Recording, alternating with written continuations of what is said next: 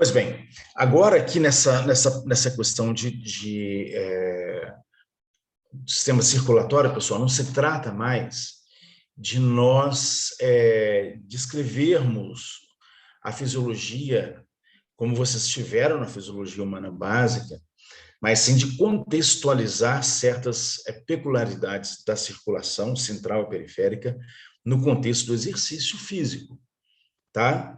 Ou seja, existe uma série de implicações importantíssimas do sistema circulatório, ok? Vamos vê-las todas.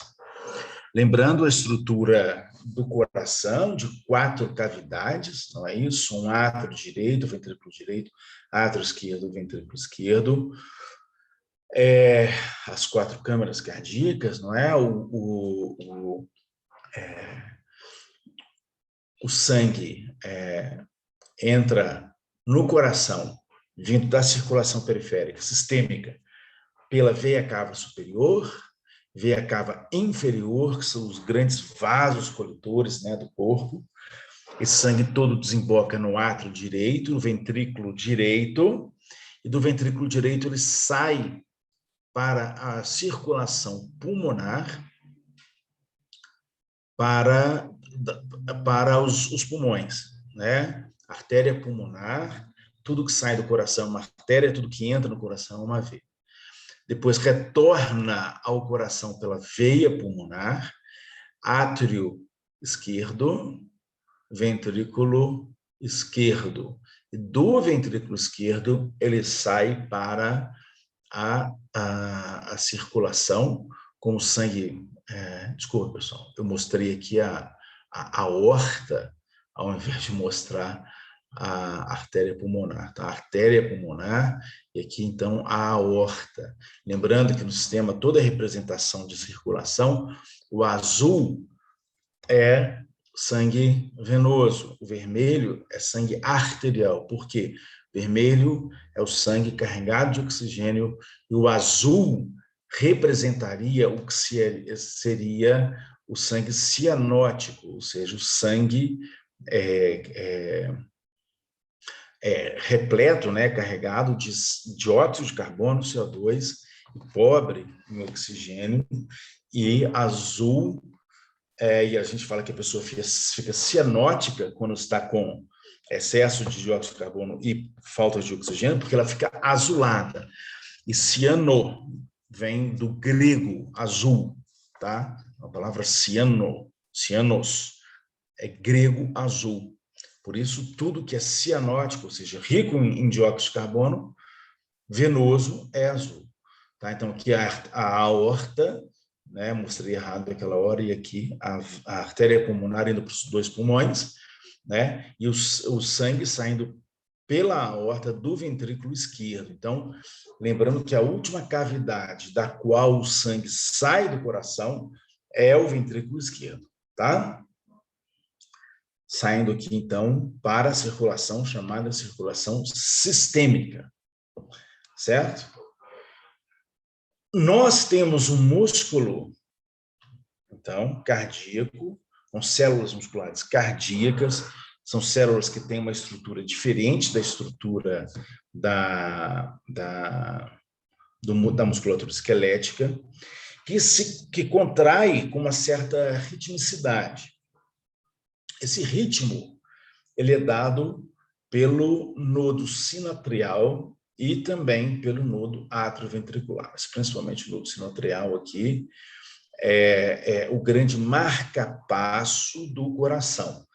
Ele causa despolarizações no potencial de membrana, ou seja, é um fenômeno elétrico, com uma certa frequência por minuto, e essa alteração de potencial elétrico é transmitida ao longo do músculo cardíaco pelo feixe de Bandol e pelas fibras de Purkinje, de forma que, numa sequência de despolarização, de transmissão elétrica, o músculo cardíaco também ele vai contraindo-se. O músculo ele não espreme, o músculo cardíaco, o coração, não espreme o sangue igual uma esponja, é apertada completamente, não. Existe um ciclo cardíaco, uma sequência de contratilidade, de forma que o sangue possa passar de uma cavidade para outra e para a circulação pulmonar e circulação sistêmica de uma forma organizada, digamos assim. Tá? Pois bem, lembrando, pessoal, que existe uma periodicidade de cerca de uma frequência de cerca de 100 batimentos por minuto, tá? Você fala assim, 100 batimentos, mas essa frequência é muito alta. Esta é a frequência chamada de frequência cardíaca intrínseca. Intrínseca, certo? A frequência cardíaca intrínseca, ela é a frequência, ou seja, aquilo que nós chamaríamos de ritmo sinusal. O nodo sinatrial, ele dispara 100 vezes por minuto de forma programada, tá? Em repouso. A questão é que a nossa frequência cardíaca não é de 100 batimentos por minuto, a não ser que você esteja vendo lá o jogo do handball, né, Vinícius? Tá? Aí a sua frequência cardíaca, talvez nem assim ela chegue a 100 batimentos por minuto. Tá? Ela é bem mais baixa do que isso. Por exemplo, quanto mais bem treinado você for aerobicamente, mais baixa ela vai ser. Tá? Ela fica aí por volta de 60, 70 batimentos por minuto, provavelmente. Desculpa, gente. Às vezes um pouco mais do que isso, às vezes um pouco menos do que isso. E por quê? Porque o coração é inervado por fibras do sistema nervoso autônomo, simpático e parasimpático. Em repouso, nós costumamos ter, em condições normais, uma predominância parasimpática, que é o ramo do sistema nervoso autônomo associado ao relaxamento, à concentração, a comer, a dormir, certo? E ele reduz a frequência cardíaca. Tá? Então, o ritmo sinusal ou a frequência cardíaca intrínseca é de 100 batimentos, mas a frequência cardíaca que nós temos é de cerca de 60, 70 batimentos, em média, na população, por causa de uma constante estimulação do nervo vago, sistema nervoso autônomo, sobre o músculo cardíaco. Correto? Se nós tirarmos um transplante de coração, um coração do corpo, e colocarmos uma bandejinha, ele vai ficar batendo a 100 batimentos por minuto até morrer. Tá? Mas é 100 batimentos, aproximadamente. Então, a nossa frequência cardíaca é determinada em repouso por esta estimulação parasimpática, ok? Isso tem uma série de implicações práticas. Depois, no futuro, nós vamos ver e vou falar sobre isso de novo, ok? Pois bem, e esse ritmo de repouso ele vai continuar até nós morrermos. E tomara que demore mais uns 100 anos aí para todo mundo, tá? O coração começa a bater já na vida fetal, bem cedo, né, no início da gestação, e é a última coisa que para no nosso corpo. Então, é uma estrutura extremamente resistente, extremamente desenvolvida, mas que nós voluntariamente costumamos estragar com o nosso estilo de vida, né? Lembrando que a frequência cardíaca de repouso, ela só muda com efeito de treinamento, de condicionamento ou de medicamento, ou do estado emocional, obviamente, momentâneo, não é? Ela não muda com a idade. A nossa frequência cardíaca máxima é que muda com a idade, tá? Pois bem, nós temos também uma espécie de coração periférico, uma segunda bomba periférico, que é a bomba muscular esquelética periférica. Vocês vejam aqui que a gente tem uma veia, mais uma vez, olha só, representada, desenhada em azul, né? Para mostrar que é uma veia. Uma outra coisa que a gente faz com que nós saibamos que é uma veia é a presença de válvulas que impedem o sangue de retornar, não é? O refluxo, o retorno aqui do sangue, ou seja, ele tem que ser unidirecional e, por exemplo, problemas nas válvulas que permitem o retorno do sangue no sentido contra-fluxo são problemas de saúde. Então, a gente pode ter varizes, a gente pode ter flebite, que é inflamação do sistema vascular periférico, principalmente nas veias, não é? Mas vejam aqui como que a musculatura esquelética atua no sentido de facilitar o retorno venoso para o coração. Quando nós contraímos a musculatura esquelética, essa musculatura esquelética, ela espreme, ela oclui o vaso e como que ordenha esse sangue no sentido de um retorno venoso para o coração, tá? Então, por exemplo, a ausência dessa atividade da musculatura esquelética periférica é uma situação que pode ameaçar a vida. Quando nós temos pacientes internados, acamados, por exemplo, o fisioterapeuta começa a visitar esses pacientes para, se esse paciente está inconsciente, movimentar os membros, principalmente os membros inferiores, de forma passiva, facilitando o retorno venoso, e tão logo o paciente recobre a consciência para que ele realize um mínimo de contração muscular no sentido de facilitar o retorno venoso. Além do mais, é para manter a massa muscular, para evitar a perda de força, etc. e tal, mas também, principalmente naquele momento agudo, a grande preocupação qual que é? É que haja um retorno venoso, porque a bomba cardíaca vai ficar sobrecarregada se tiver que bombear todo o sangue sozinho, sem a ajuda da musculatura esquelética periférica. Tá? Isso numa pessoa acamada, numa pessoa já debilitada, numa pessoa mais idosa, vai se tornar um problema caso isso não seja abordado, né, de forma fisioterapêutica. Pois bem, nós, quando, por exemplo, damos aula, né, vocês, os professores de educação física, que ficam muito tempo em pé dando aula, nós, professores universitários, os fisioterapeutas, se ficam muito tempo em pé sem movimentação, por alguma razão, o que acontece, gente? Nós temos uma tendência a ficar com a perna inchada. Por quê?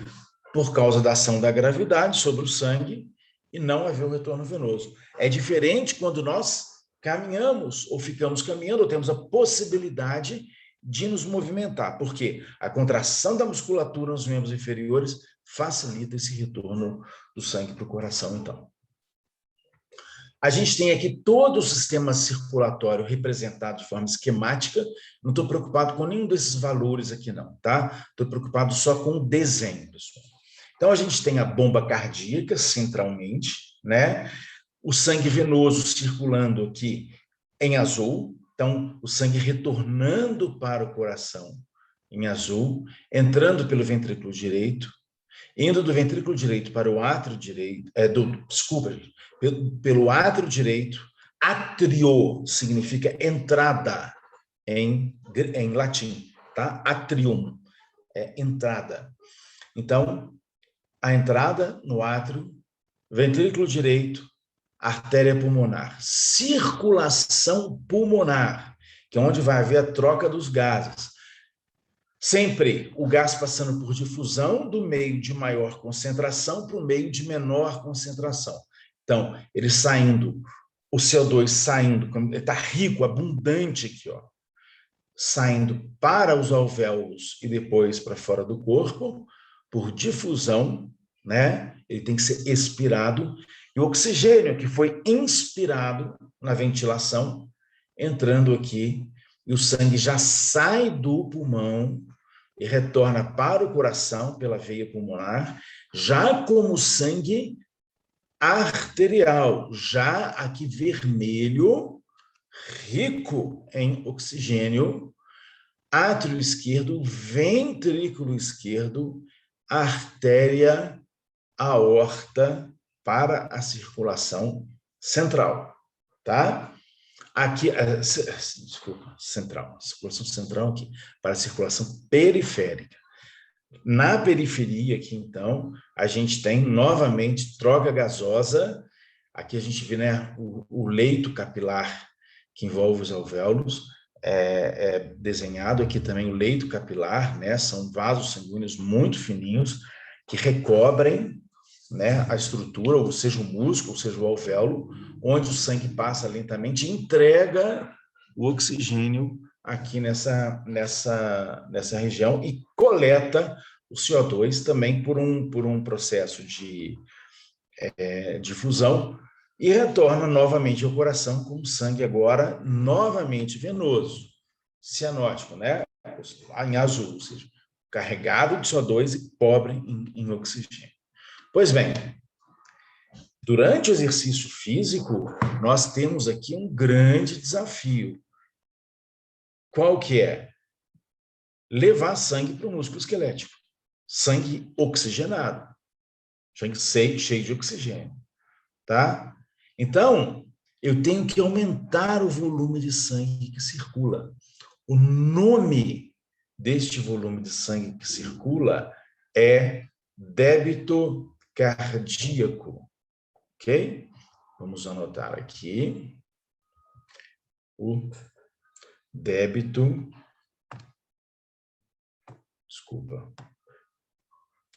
cardíaco, cujo símbolo também pode ser um Q com um pontinho em cima. Na fisiologia, tudo o que tem um pontinho em cima, toda variável, significa por minuto, tá? No nosso corpo, circulam, em média, 5 litros de sangue por minuto. Ou seja, em repouso, cerca de 5 litros de sangue passam aqui pelo coração. No exercício, quando a musculatura esquelética precisa de oxigênio, eu preciso aumentar esse volume. Tá? Como que, basicamente, eu faço isso? Aumentando o débito cardíaco.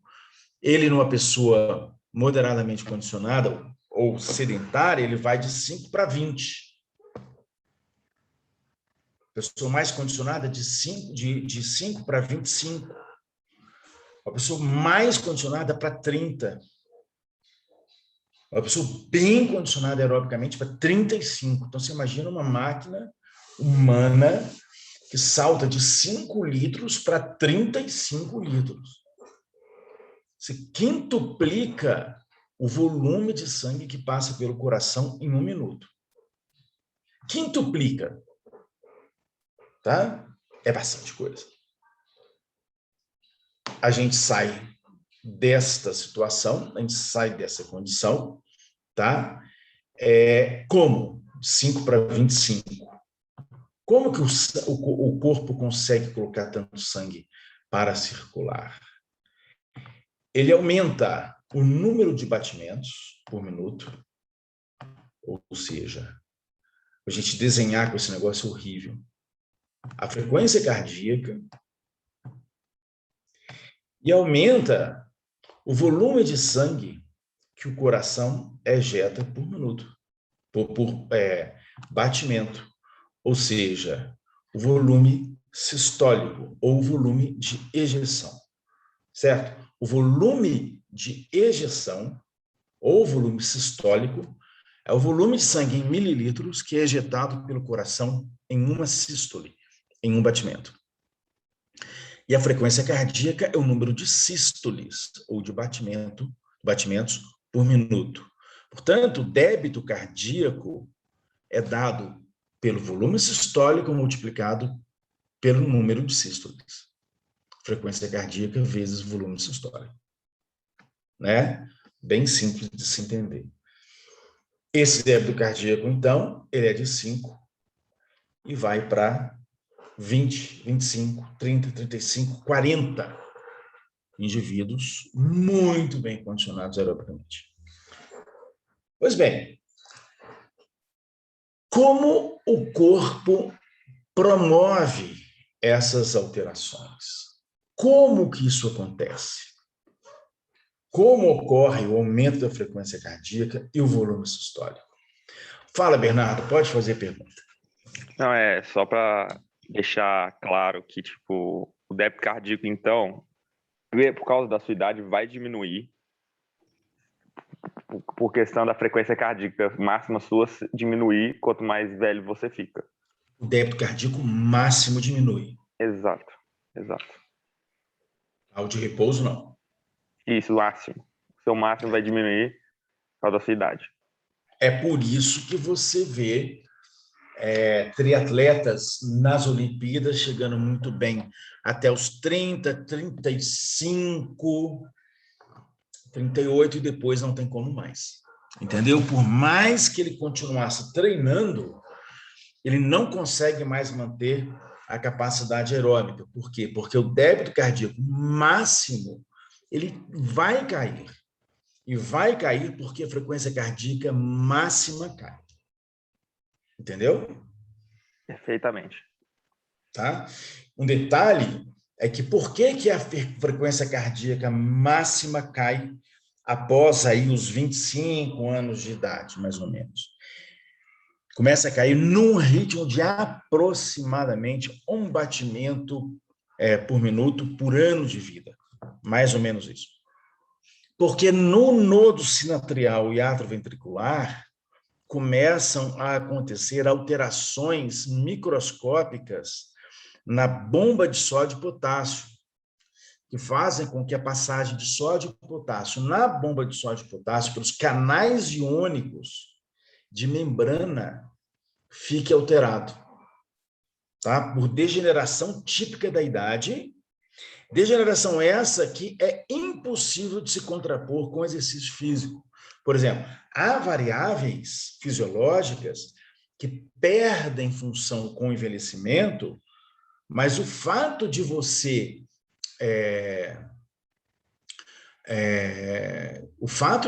se exercitar com regularidade faz com que essa perda não ocorra. Ou seja, não é que não ocorra, desculpa, que essa perda seja atenuada, seja mais lenta.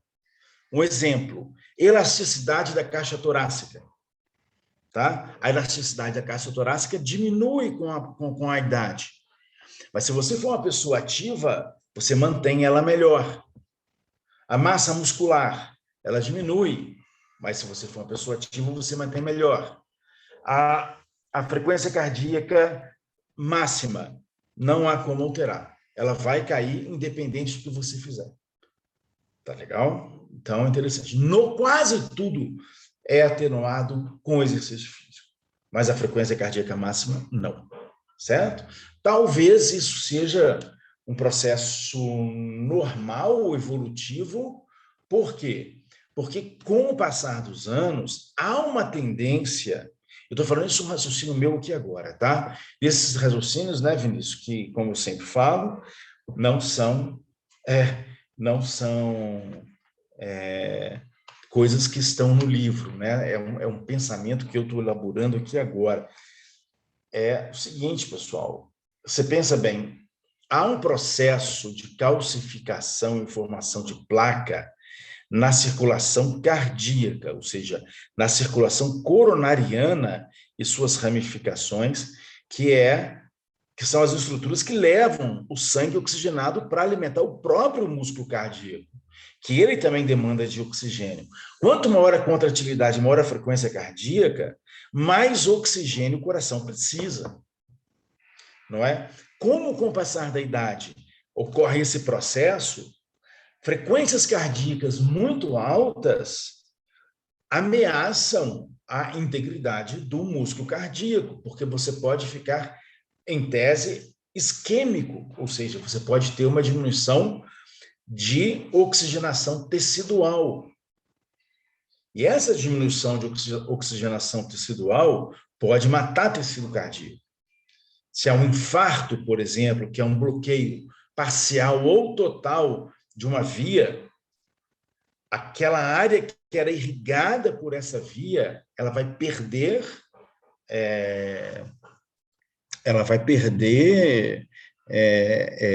oxigênio e pode até morrer. Se ela morrer, e for uma área muito extensa, a pessoa morre.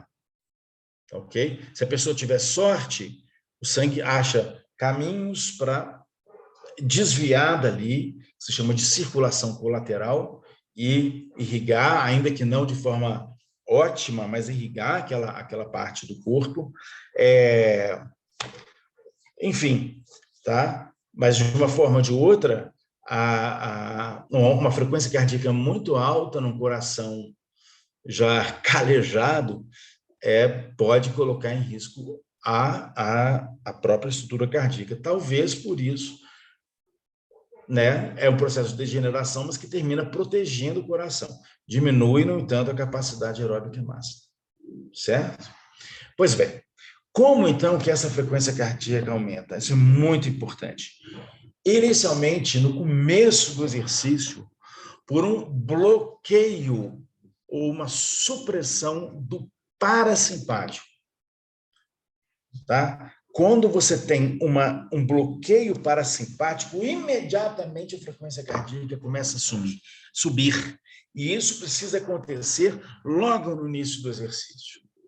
Tem que haver um aumento da frequência cardíaca. Então, se você subir numa esteira, começar a fazer um teste ergométrico, assim que a esteira começa a rodar, você tem que já, de cara, demonstrar o aumento da frequência cardíaca. Se isso não ocorre, configura-se uma situação clínica chamada de déficit cronotrópico. Cronos vem de tempo em inglês, ou seja, déficit de frequência cardíaca. O corpo tem que ser capaz de reagir aumentando a frequência.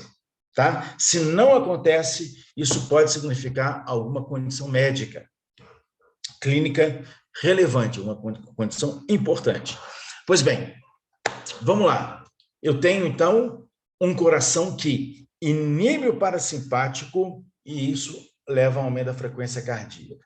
Qualquer aumento durante o exercício, até perto de 100 batimentos por minuto, que é a frequência cardíaca intrínseca, o ritmo sinusal sem a inervação parasimpática, é devido à inibição do parasimpático. Acima disso, para aumentar a frequência cardíaca, você precisa de estimulação simpática. Aí o sistema nervoso autônomo simpático precisa atuar. Existe, então, a inervação simpática diretamente sobre o músculo cardíaco, dos nervos simpáticos, que vem da coluna vertebral, da medula, não é? E você tem a estimulação endócrina ou humoral, que é o aumento de adrenalina da suprarrenal, que atua também nos receptores beta do coração, receptores adrenérgicos, fazendo com que haja um aumento da frequência cardíaca e da contratilidade. É uma situação, por exemplo, clínica interessante, quando você tem pacientes hipertensos, por exemplo, alguns quadros de patologia cardíaca, onde o indivíduo não pode ter um aumento da pressão grande, não é? E o que causa o aumento da pressão arterial ou aumento da frequência cardíaca é a estimulação simpática. Então, as pessoas ingerem medicamentos beta-bloqueadores. Os beta-bloqueadores, eles inibem os receptores beta do coração contra a estimulação da adrenalina. Com isso, então, a estimulação simpática. Com isso, então, a frequência cardíaca aumenta até o nível permitido pela inibição parasimpática. A partir daí, a inibição simpática está inibida. Quando um aumento adicional de contratilidade e frequência seria uma situação ameaçadora à integridade do músculo cardíaco. Mas indivíduos, então isso salva a vida da pessoa, a pessoa vive normalmente, exceto quando tem que fazer exercício intenso. Quando tem que fazer exercício intenso, ela não consegue. Por quê? Porque a frequência cardíaca vai até um determinado patamar, acima dali ela não vai mais. Então a pessoa não consegue elevar o débito cardíaco acima desse patamar permitido pelo aumento da frequência cardíaca. Correto? E, numa segunda situação, nós temos também um aumento do volume sistólico. Esse aumento do volume sistólico, contratividade, principalmente aqui do ventrículo esquerdo, que é quem vai bombear o sangue para a circulação sistêmica, também se dá pela estimulação do simpático, tanto nervosa quanto humoral, não é? Mas também por um outro fenômeno muito interessante, que é quando a circulação começa a funcionar melhor, o enchimento do músculo cardíaco na diástole começa a aumentar. E vocês se lembram do que dizia ou diz a lei de Frank-Starling de funcionamento da musculatura cardíaca, que é uma fibra muscular cardíaca, ela é tão mais contrátil quanto mais distendida ela estiver dentro do limite de normalidade. Ela pode estar mais estendida numa condição patológica e ela perde contratilidade. Mas dentro de um espectro de normalidade, quanto mais distendida uma fibra muscular cardíaca, maior a força de contração dela. Nesse caso, então, você imagina que quanto mais se enche um coração de volume normal, mais contrátil ele é também. Tá? Então, nós temos o ciclo cardíaco, a sístole e a diástole. Na sístole, o sangue é ejetado, na diástole, o coração se enche de sangue, é o relaxamento, o coração se enche de sangue. Aqui nós temos, então, a introdução de uma série de outras variáveis. Por exemplo, o volume de sangue presente no ventrículo esquerdo ao final da diástole se chama volume diastólico final ou pré-carga, certo? Quanto maior for o volume diastólico final, ou maior for a pré-carga, maior será a contratilidade do miocárdio, do ventrículo esquerdo. Então, maior será o volume sistólico ou volume de ejeção e menor será o volume sistólico final ou a pós-carga, porque o sangue não é completamente injetado. Uma certa quantidade de sangue remanesce no ventrículo após a sístole. Então, esse é o volume sistólico final. Tá? Então, nós temos volume diastólico final ou pré-carga, volume sistólico final ou pós-carga. Quanto mais o coração se enche, maior a pré-carga ou volume diastólico final, maior a contratilidade, maior o volume sistólico, menor o volume sistólico final. Tá? Então, por dois mecanismos, aumenta o volume sistólico com o aumento da intensidade de exercício. Pela estimulação simpática, que aumenta a contratilidade, e pelo aumento do retorno venoso, que aumenta o enchimento, aumenta a pré-carga e aumenta o volume sistólico. Perfeito? Assim é regulada a circulação central durante o exercício físico. Lembra-se, então, que isso depende muito de mecanismos de regulação, que nós vamos ver ainda, porque há um ajuste fino entre a demanda, ou seja, a intensidade de exercício, e a frequência, o volume sistólico, o débito cardíaco. E perifericamente, como que o corpo se ajusta? Como que o corpo se adapta? Através de uma vasodilatação. Ou seja, o corpo facilita a circulação periférica, com isso vai mais sangue para a região e maior troca gasosa ocorre. Mais oxigênio é entregue e mais CO2 é captado para que haja o retorno para o coração. Certo? Beleza. Vinícius, vamos fazer aí um intervalinho agora. Pode interromper. Tiano, Oi, pode falar. tem uma dúvida sobre a adrenalina na frequência cardíaca. Ela é imediata ou tem um período que ela tem que, tipo, a 2 minutos de exercício? Como é que ela atua? Ela começa a atuar imediatamente, tá? A adrenalina, ela aumenta muito rápido, tá bom? Mas a adrenalina também, é importante dizer que ela cai muito rápido.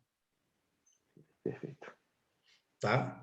A meia-vida da adrenalina é muito rápida. Em 30 segundos, a adrenalina no plasma já caiu a metade da concentração máxima que ela atingiu. Tá? Ela fica muito tempo elevada, mas em baixa concentração. Mas a meia-vida dela é muito curta. Tá? Perfeito. Obrigado. De nada, Bernardo. O que vai interferir, então, gente? Comandar toda essa cascata de reações. Nós temos aqui, ó, primeira questão, córtex motor. Tá? Córtex motor gerou um movimento. Gerou um movimento. Mandou a musculatura se mexer. Olhem aqui, ó, as áreas centrais, cerebrais superiores, né, o comando central. As vias motoras, elas passam ao longo do centro na medula oblongata, que controla a respiração. O centro cardiovascular na medula oblongata. Tá? Então, o simples fato de você comandar, você já tem um estímulo para aumentar a circulação. Certo? Agora, fora isso, você tem receptores de pressão no arco aórtico, nas carótidas, tá? Você tem os reflexos cardiopulmonares, você tem o reflexo pressórico da musculatura, tá ok? E com isso, então, você tem uma série de consequências em termos de vasoconstrição visceral, vasodilatação periférica, na musculatura específica em funcionamento, tá? E, principalmente, o que a gente está falando aqui, ó, da função cronotrópica e inotrópica. Eu falei da função cronotrópica, que é o aumento da frequência cardíaca.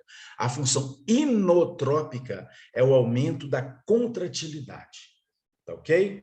Então, eu tenho um aumento do retorno venoso, que aumenta a contratilidade, o volume sistólico. Eu tenho adrenalina, eu tenho estimulação simpática, inibição parasimpática e tenho simplesmente o fato de gerar um movimento no córtex e mandar o corpo se mexer, tá? A inervação, gente,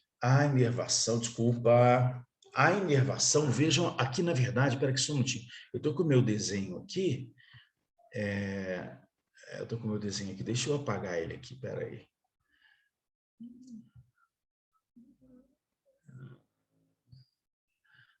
Não, espera aqui. Clear all drawings. Ok. Peraí. Porque agora tem uma borrachinha aqui que eu não consigo, mas depois eu tiro. Vejam bem, pessoal. Medula, nervo vago, saindo dessa região, e atuando sobre o nodo sinatrial, nodo atrioventricular e no átrio esquerdo também. Tá?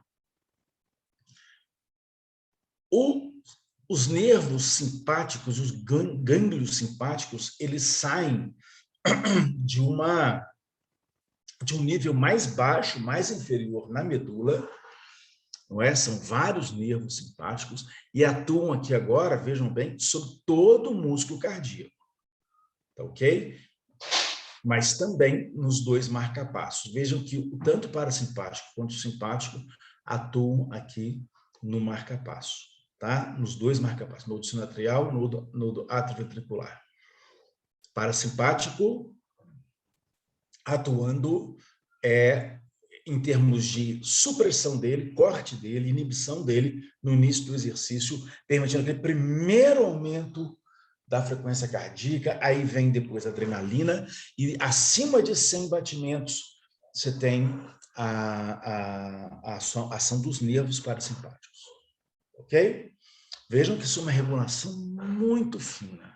Tá? A quantidade de musculatura envolvida vai interferir também na magnitude da resposta. Por quê? Porque você tem a geração do estímulo central nas áreas superiores do córtex, mandando aquilo para a periferia. Aqui tem uma aplicação prática interessante, pessoal, que é o seguinte: em repouso, uma das grandes consequências do treinamento aeróbico, do exercício aeróbico regular, é um aumento do tônus parasimpático. Estou mostrando com lápis na minha tela, vocês não estão vendo nada, desculpa. O aumento do tônus parasimpático, ou seja, de um nível constante de estímulo parasimpático para o coração, em repouso. Consequência do treinamento aeróbico. Faz o quê? Diminui contratilidade, diminui principalmente frequência cardíaca de repouso. Então, pessoas bem condicionadas fisicamente, aerobicamente, tá? Isso se mostra muito menos como resposta ao treinamento de força, muito mais como resposta ao treinamento aeróbico. Tem uma certa bradicardia de repouso. É o contrário da taquicardia, que é o aumento da frequência cardíaca. Você tem uma bradicardia de repouso, que é uma diminuição da frequência cardíaca como resposta ao treinamento aeróbico, tá? Isso tem um efeito protetor para o músculo cardíaco sensacional, ok? Muito grande. E você, como um treinador, ou alguém que prescreve o exercício, uma das formas de se avaliar a resposta de alguém a um programa de treinamento, se a pessoa está se adaptando, se a capacidade, se o sistema cardiovascular está se adaptando positivamente, é notar ao acordar ou durante o sono, você pode dormir com cardiofrequencímetro, como eu faço, se a frequência cardíaca tem mostrado níveis mais baixos. Como treinador também, uma das formas de você avaliar se a pessoa está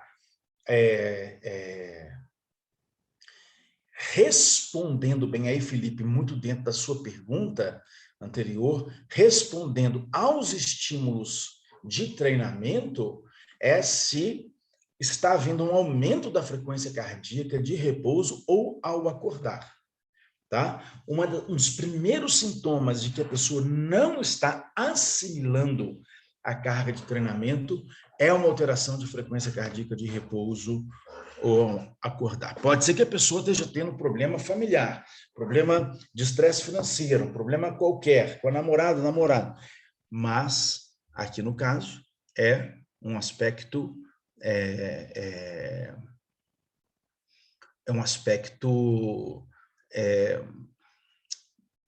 muito importante para monitoramento geral da capacidade de se assimilar a carga de treinamento, e um dos principais pontinhos no radar, lá na frente, vai mostrar que um overtraining pode estar vindo por aí, certo?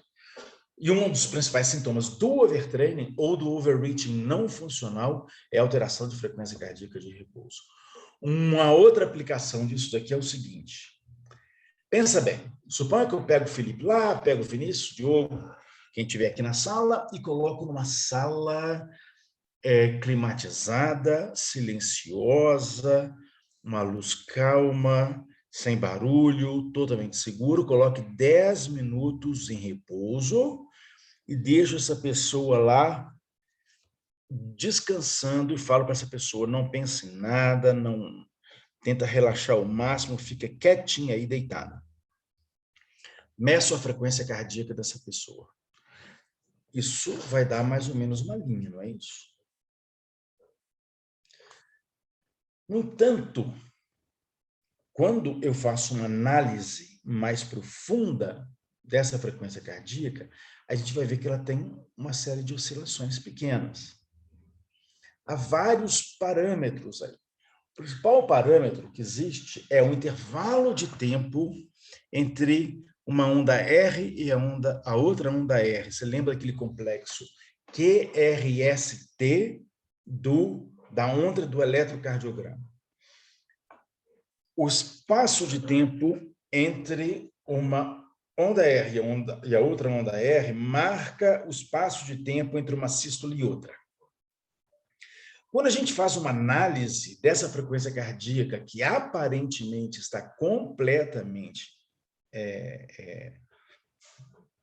reta, a gente vai ver que tem essa oscilação. E essa oscilação depende de uma competição entre o simpático e o parasimpático. Os dois têm um tônus. O simpático, apesar de ele ser mais ativado após 100 batimentos, ele vai ter um tônus. Existe uma estimulação simpática constante. E os dois ramos competem o tempo inteiro. O que ocorre? Em pessoas bem recuperadas, quando estão nessa situação de descanso, há uma maior variabilidade nessa frequência cardíaca, o que denota uma maior sensibilidade dos receptores do miocárdio para a inervação. Quando uma pessoa está muito cansada ou com dificuldade de assimilar a carga de treinamento, a sensibilidade à estimulação parasimpática e simpática diminui. E a variabilidade da frequência cardíaca em repouso diminui. Tá? Então, hoje, 2021, uma das mais importantes formas de se avaliar a capacidade de alguém responder a um programa de treinamentos, isso para o esporte de alto rendimento, é analisando-se a variabilidade da frequência cardíaca. Não só, tá? O meu próprio relógio aqui, ó, o meu Garmin, ele mede variabilidade de frequência cardíaca. Eu só preciso da cinta. Eu não tenho a cinta para o peito, tá? Mas é um relógio que dá variabilidade de frequência cardíaca. Eu também posso medir ela em mim. Qualquer tipo de estresse psicossocial crônico, não agudo, porque agudo ele vai alterar minha frequência cardíaca, não preciso nem de variabilidade. Mas crônico, ou seja, o Luciano não está conseguindo lidar com o fato de dar aula todo dia de manhã, porque o Diogo Henrique fica enchendo o saco dele e não sei o quê. Então, eu estou ficando estressado com esse negócio, a minha mulher está brigando comigo e meu dinheiro está acabando. Tá? Então, não estou lidando com isso. E aí, a minha variabilidade de frequência cardíaca muda, entenderam? Estresse crônico. Tá? Então, é um aspecto importante de aplicação desse fenômeno da estimulação e da regulação da frequência cardíaca. Espera aí. Agora eu tenho que apagar esse negócio aqui. Espera aí. Aqui, beleza. Espera aí.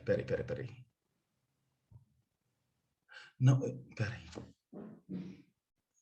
Eu não estou conseguindo. Eu não estou conseguindo tirar o meu apagador. Tá vendo? E aí eu não... Aí, ó. Ah, consegui. Agora sim. Pois bem. E perifericamente, pessoal, eu tenho aqui um aspecto interessantíssimo, que é o aumento do calibre dos vasos pelo relaxamento da musculatura lisa dos vasos, tá? Então, vejam bem, eu tenho sangue passando aqui, tá? Eu tenho aqui as células musculares de tecido muscular liso no vaso sanguíneo. Tenho aqui tecido conectivo. Quando o exercício começa, o fato de você fazer exercício quer dizer aumentar principalmente CO2 na musculatura, que está aqui perto, ó. Aumentar íons de hidrogênio na musculatura está aqui perto. Íons de hidrogênio aumentam não apenas quando você tem acidose de produção de lactato, ele aumenta pela simples hidrólise de ATP. Tá? Eu tenho a liberação de uma substância aqui, chamada óxido nítrico. E esse óxido nítrico que é produzido aqui é liberado no lúmen e relaxa a musculatura lisa, fazendo com que haja um aumento da luz do vaso, um aumento do diâmetro do vaso, permitindo a passagem de um volume maior de sangue. Isso é o que se chama de vasodilatação. E o óxido nítrico é o principal vasodilatador que nós temos no corpo. Tá? Por exemplo, o Viagra atua no óxido nítrico. Tá certo? Causando vasodilatação e os efeitos conhecidos. Então, no exercício, e vejam bem, esse é um efeito local. Se eu exercito braço, eu tenho vasodilatação no braço. Se eu exercito perna, eu tenho vasodilatação na perna, tá? Naquela região. Quanto mais bem treinada a pessoa, mais recortada essa vasodilatação, mais localizada e mais rápida e maior é essa vasodilatação. Tá ok? Então, é um aspecto fundamental no exercício físico e note-se aqui também que quanto mais bem condicionada a pessoa estiver, maior, mais rápida vai ser essa vasodilatação, que é outro aspecto fundamental em termos de prática regular de exercício físico e saúde. Tá? Aqui, diga-se de passagem, tanto o exercício aeróbico quanto de força promovem adaptações nesse sentido e que vão influenciar depois diretamente na resposta da pressão arterial. Ok? Vini, pode interromper. A gravação. E na aula que vem, nós retomamos, eu acho que o Vinícius deu uma cochilada aí. Vinícius, pode parar? Na aula que vem, pessoal, a gente vai retornar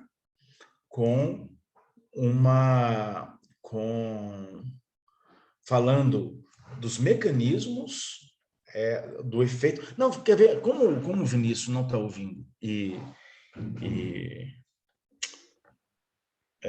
continua gravando, deixa eu só mostrar isso aqui para vocês. Olha aqui. Eu tenho aqui arteríolas e tem o leito capilar. Tá vendo? Os vasos muito sanguíneos têm um capilar aumentado. Você vê aqui que a coisa é em nível celular, ó, que às vezes capilares permitem passagem de hemácia por hemácia, tá? Células endoteliais. O que ocorre? Imagina aqui uma arteríola, imagina o diâmetro do tubo, tá? Olhem aqui. Eu tenho um tubo que tenha esse raio. Esse raio. A resistência à passagem de um fluido por ele é R. Se esse raio diminuir pela metade, eu não tenho uma resistência contra a passagem do fluido que aumenta a metade, 50% também. Eu tenho um aumento da resistência em 16 vezes. De forma que você vê claramente o quê? Qualquer pequena alteração de diâmetro faz com que haja uma alteração muito grande na resistência contra a passagem de um fluido. Isso aqui está valendo vale para qualquer tipo de tubo, não é? Mas lembrando que no caso do sistema cardiovascular, na circulação periférica, eu tenho tubos que não são rígidos. Então, a resistência contra a passagem do sangue, ou seja, a resistência que a estrutura do sistema cardiovascular exerce contra o fluxo sanguíneo, é o quê? É ela é dependente desse diâmetro, desse raio do vaso, mas também da elasticidade do vaso, tá? A elasticidade do vaso, ela varia, por exemplo, com a idade, com o estilo de vida, se a calcificação do vaso ou não, e o exercício físico aumenta a elasticidade ou mantém a elasticidade, ajuda a manter a elasticidade no processo de envelhecimento, né? Então, o diâmetro, o raio, a complacência, e não se esqueçam, a viscosidade do fluido. No caso aqui, a gente está falando de a viscosidade do sangue. Quanto mais viscoso o sangue, maior a resistência contra a passagem dele. Quanto menos viscoso, menor a resistência. E essa viscosidade, ela vai depender do sangue, no caso, de volume de plasma, que é composto basicamente 90% de água, e de número de hemácias, ou seja, na verdade, o hematócrito. Hematócrito é o percentual do sangue que é composto por hemácias, eritrócitos, glóbulos vermelhos. Tá? Então, ele varia aí entre 42 e 44, 45% no ser humano, na faixa de normalidade. Desidratação, por exemplo, perda de água do plasma, por causa de sede, não reposição, causa um aumento da viscosidade, por aumento do hematócrito. Tá?